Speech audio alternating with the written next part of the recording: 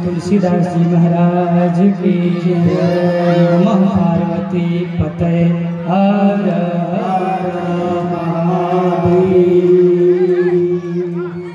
परम मंगलमय प्रभु अखिलेश्वर अकारण करुणा बंगाले पीताम्बरधारी श्री बालकी शिलालकी राघव सरकार के प्रतिमूर्ति श्रीमद रामचरित मानस भगवान कथा के आनंद रसिया अंजना नंदन प्रबंधन अत्यंत बलवंत संत श्री हेमंत लाल जी महाराज श्री राम कथा में पधारे हुए नवगछिया नवादा अगल बगल ग्रामों से पधारे सभी श्रोता समाज आदरणीय माताएं बहन और आयोजक मंडली समिति के हमारे सभी कार्यकर्तागण मनोज जी यजमान परिवार और मलयालम करने पधारे हमारे सभी जनप्रतिनिधि नेतागण मुखिया जी आप सभी का बहुत बहुत अभिनंदन और साउंड के माध्यम से श्रवण कर रहे सभी श्रोता समाज। चलिए हम सब वहीं चलते हैं जहाँ यह राम कथा बह रही है। कल हम सब ने मानस जी का महिमा गाते गाते प्रारंभ किया था। रामायण जी की महिमा सुने, बालकांड का प्रारंभ भया और 4 घाट से कथा प्रारंभ हुई। गोस्वामी जी का जीवन ही आपने सुना।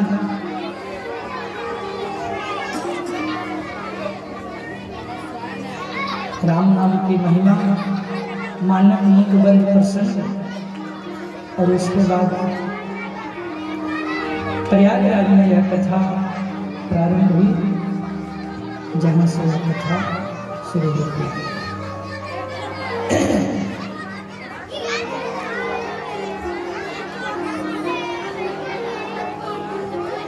प्रतिवर्ष माघ का मेला लगता है।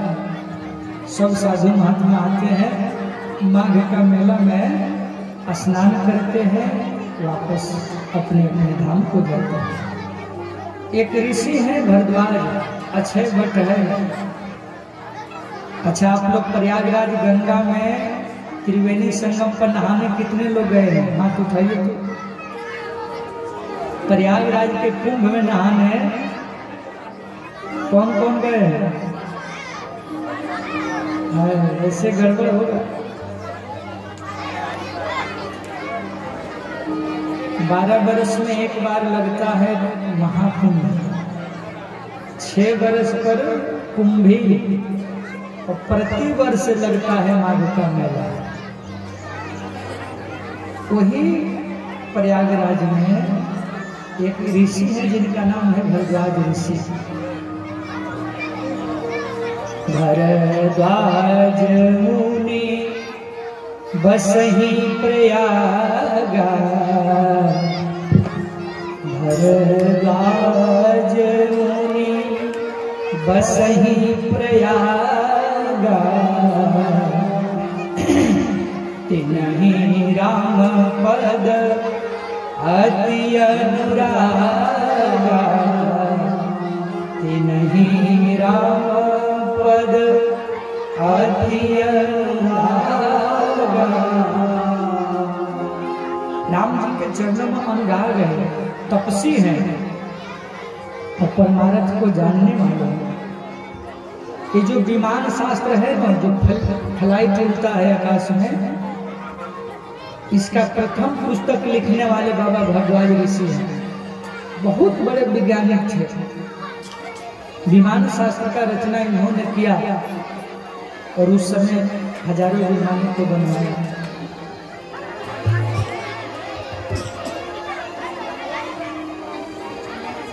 भारत ने दुनिया को बहुत कुछ दिया है, जिसको अंग्रेजों ने अपने नाम से लिखा लिया, आविष्कार किया भारत के ऋषियों ने, वैज्ञानिकों ने।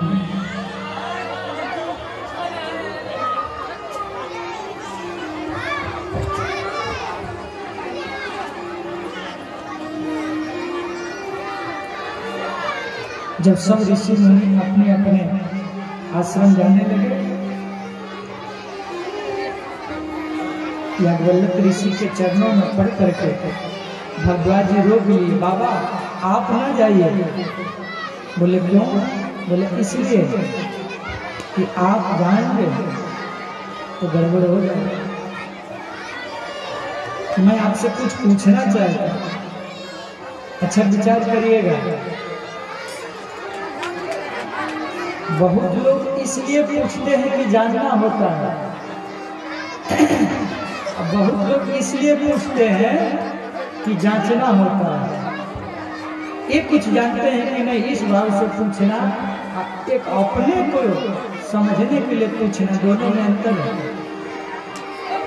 प्रश्न जरूर होना चाहिए, और समाधान के लिए, जिज्ञासा के लिए, किसी का परीक्षा के लिए नहीं।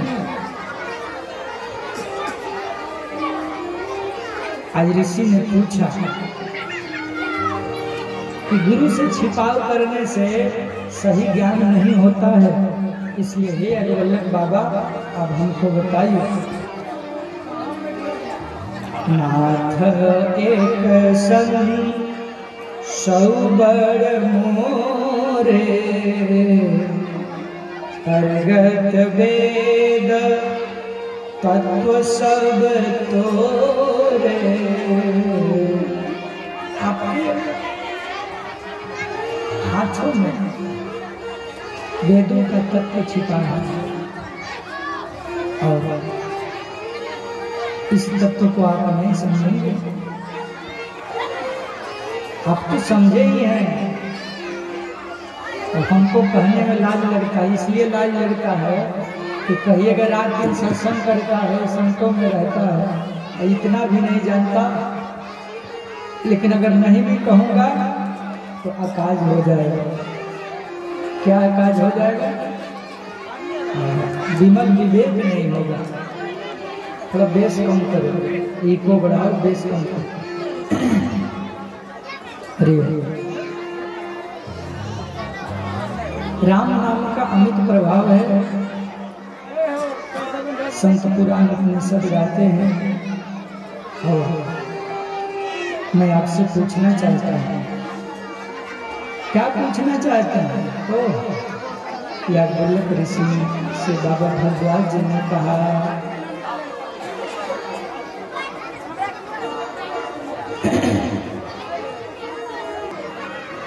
इसलिए कहा गया राम कवन प्रभु पूछऊ तो ही कहिए बुझाई कृपा निधि मोहि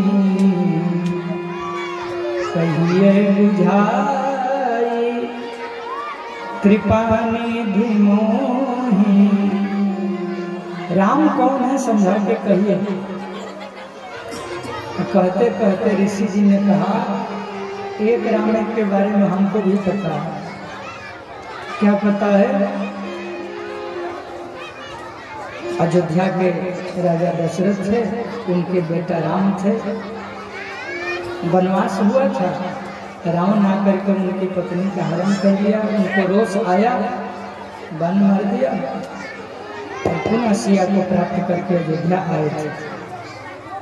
लेकिन मैं यह समझना चाहता हूँ कि प्रभु श्री राम की अपर को जिस राम का संकल्प याद करते हैं वो अलग राम है, और जो अयोध्या में जन्म लिए थे वो अलग राम है। आप तो राम के मन क्रम से भगत हैं, क्योंकि उनको धर्म का शिशु कहा जाता है। आप समझा के कहिए कितने राम हैं? एक संत ने कहा, एक राम दशरथ का बेटा, एक राम घट में बैठा, एक राम का पसारा, और एक राम है सबसे न्यारा। सगुण वाले राम की निर्गुण वाले राम, या इन दोनों से जो पार राम है, जो अपने स्वरूप को पहचानते हैं। खंडन किसी का नहीं, पर असली राम कौन है, उस राम को अपने हृदय में, अपने जीवन में कैसे प्राप्त करें, ये मूल बात है। राम, इसलिए आप समझा करके कहिए कि राम कौन है। देखिए, एक गांव में एक महात्मा जी आए, तो गांव वालों ने बड़ा आव भगत किया, स्वागत किया, और बोला कि बाबा आप सत्संग सुनाइए, कथा सुनाइए। बाबा ने कहा, मैं जहां भी सत्संग सुनाता हूँ, कथा सुनाता हूँ, उससे पहले एक प्रश्न करता हूँ। अगर प्रश्न का जवाब दे दोगे तो जरूर कथा सुनाऊंगा, जरूर सुनाऊंगा। ठीक है बाबा, आप महात्मा हैं, पढ़े लिखे हैं, हम लोग गांव के आदमी कैसे जवाब देंगे? महात्मा जी ने कहा कि देखो, बहुत अधिक लंबा चौड़ा भाषण आप लोगों को नहीं देना है। कितना देना है? यस और नो में जवाब देना है, हाँ और ना में। हाँ, उतना तो कर देंगे बाबा। तो सवाल करिए। व्यास गादी बना, पंडाल बना, कलश यात्रा हुआ, सब लोग आए, बाबा व्यास गादी पर बैठे, बोले सवाल करें। गांव वाले ने कहा, मुखिया जी ने कहा, हाँ हाँ सवाल करिए बाबा। महात्मा जी ने सवाल किया, क्या भगवान होते हैं? सब लोगों ने बोला, हाँ हाँ जरूर होते हैं। अगर भगवान नहीं होते तो दुनिया कैसे चलती, ये कथा कैसी गाई जाती, हम श्वास कैसे लेते, पत्ता कैसे ढोलता? जरूर भगवान। महात्मा जी अपना कमंडल और माला झोली और पुस्तक उठाए, चल गए कुटिया में। अरे बाबा कथा सुनाइए, क्यों जाने लगे? महात्मा जी जब कुटिया में गए, पीछे से सब लोग पहुंचे, बोले कि क्या सुनाए, हमने आपसे क्या पूछा, क्या भगवान होते हैं? आप सबने बता दिया हाँ होते हैं। तो जब सबको पता ही है कि भगवान होते हैं तो आप लोग जानिए, हमको बताने का क्या जरूरत है, आपको तो पता ही है। गांव वाले बोले नहीं बाबा से कथा जरूर सुनना है। नहीं बाबा कल आपके प्रश्न को जवाब देंगे।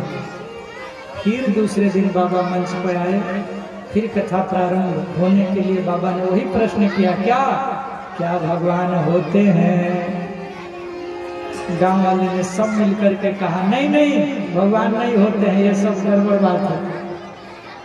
महात्मा जी फिर अपना पोथी उठाए, कमंडल उठाए अपने कुटिया में, फिर गांव वाले पीछे पीछे, बाबा अब क्यों नहीं कथा सुना रहे? बाबा ने कहा हमने आपसे क्या सवाल किया? बोले भगवान होते हैं कि नहीं होते हैं? तो आप लोगों ने क्या जवाब दिया? नहीं होते हैं। अरे कल तो कह रहे थे होते हैं, आज कह रहे नहीं होते।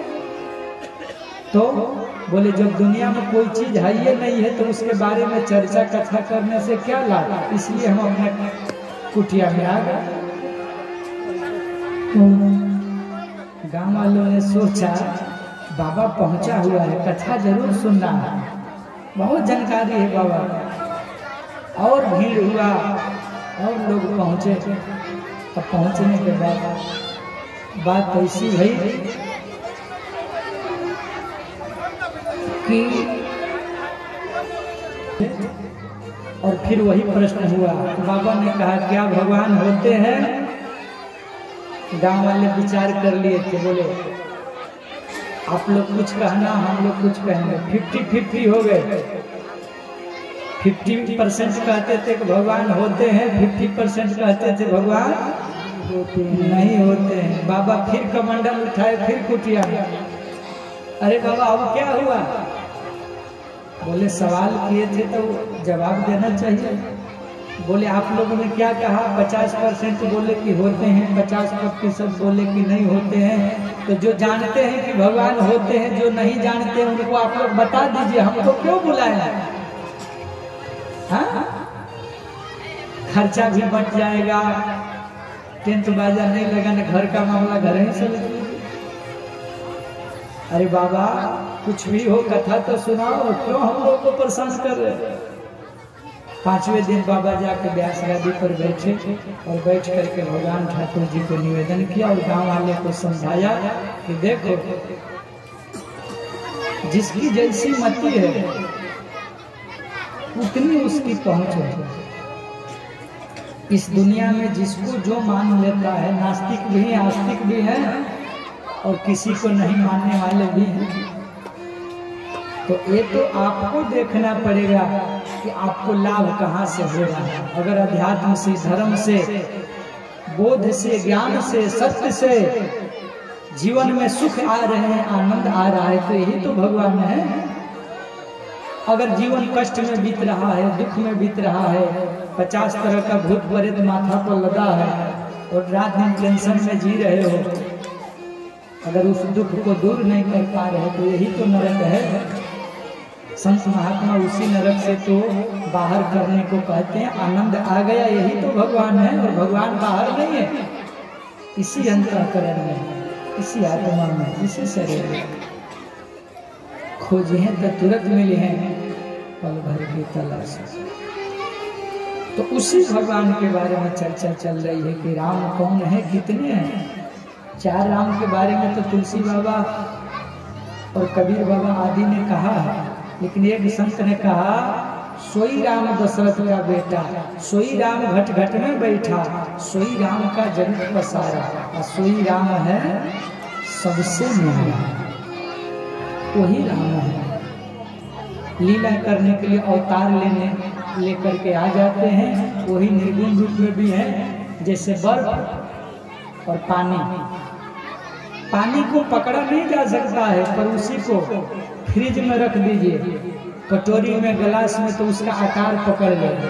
और जब आकार हो जाएगा तो आप उसको छू सकते हैं, उसको पकड़ सकते हैं, उसको छू सकते हैं, पकड़ सकते हैं।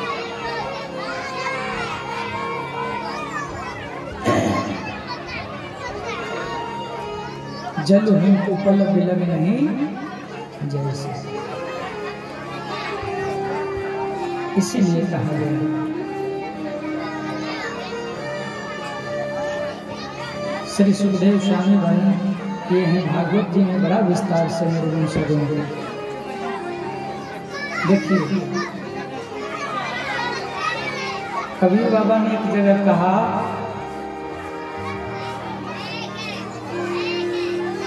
कबीरा कुआं एक है पनिहारी अनेक बर्तन सबके अलग अलग पर पानी सब में एक। तो इसी तरह से जागवल्लभ जी मुस्कुराए और बोले कि भरद्वाज ऋषि आपको राम कथा को पता है और प्रश्न में ही आपने बहुत कुछ कह दिया और गूढ़ प्रश्न किया है। इसका मतलब है आप राम कथा सुनना चाहते हैं, जरूर आप कथा सुनना चाहते हैं, इसलिए आपने ऐसा प्रश्न कर दिया।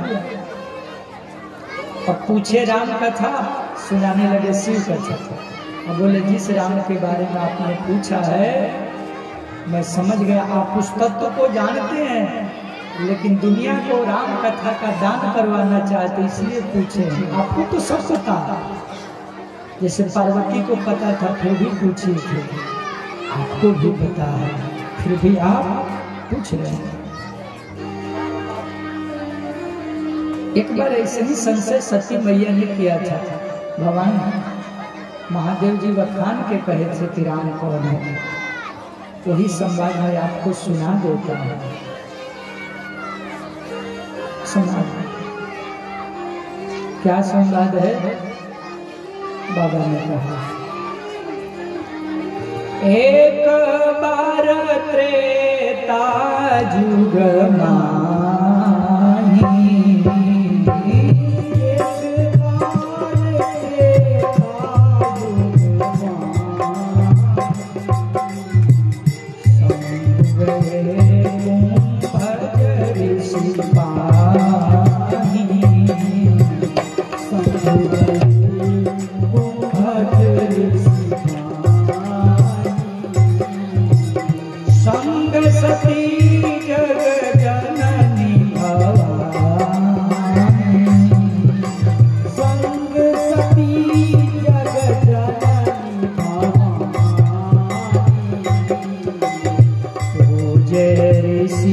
अखिलेश